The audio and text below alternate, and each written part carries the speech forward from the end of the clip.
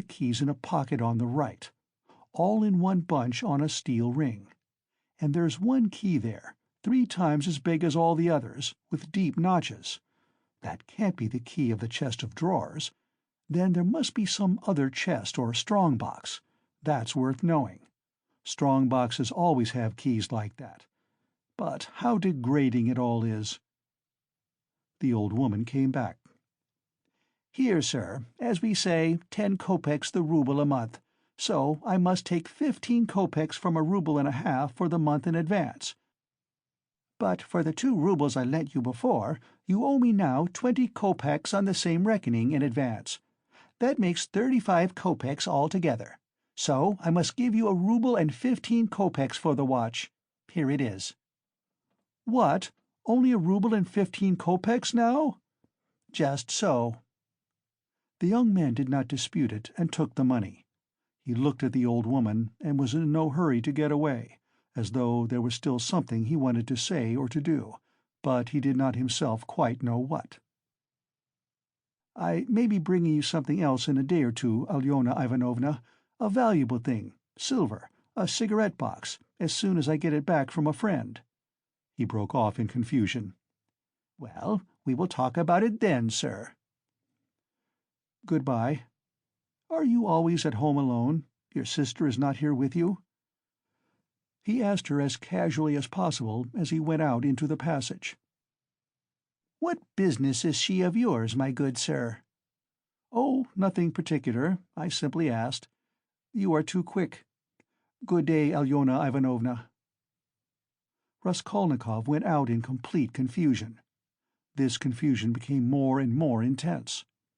As he went down the stairs, he even stopped short 2 or 3 times, as though suddenly struck by some thought. When he was in the street, he cried out, "Oh, God, how loathsome it all is! And can I possibly— No, it's nonsense, it's rubbish," he added resolutely. "And how could such an atrocious thing come into my head? What filthy things my heart is capable of!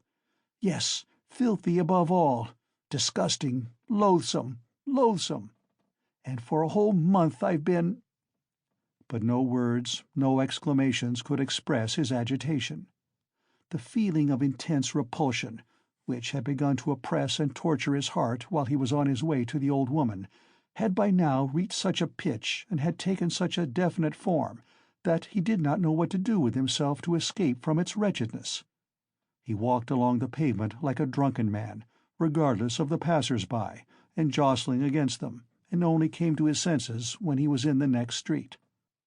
Looking round, he noticed that he was standing close to a tavern which was entered by steps leading from the pavement to the basement. At that instant 2 drunken men came out at the door, and abusing and supporting one another, they mounted the steps. Without stopping to think, Raskolnikov went down the steps at once. Till that moment he had never been into a tavern, but now he felt giddy and was tormented by a burning thirst. He longed for a drink of cold beer, and attributed his sudden weakness to the want of food. He sat down at a sticky little table in a dark and dirty corner, ordered some beer, and eagerly drank off the first glassful. At once he felt easier, and his thoughts became clear. "All that's nonsense," he said hopefully, "and there's nothing in it at all to worry about. It's simply physical derangement.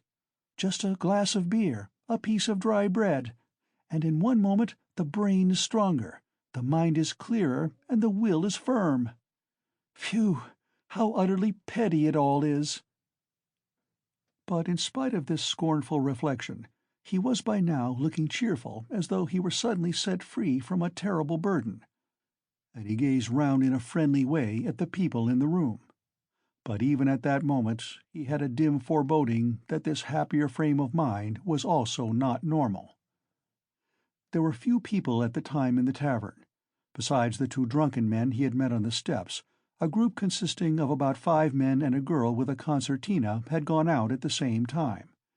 Their departure left the room quiet and rather empty.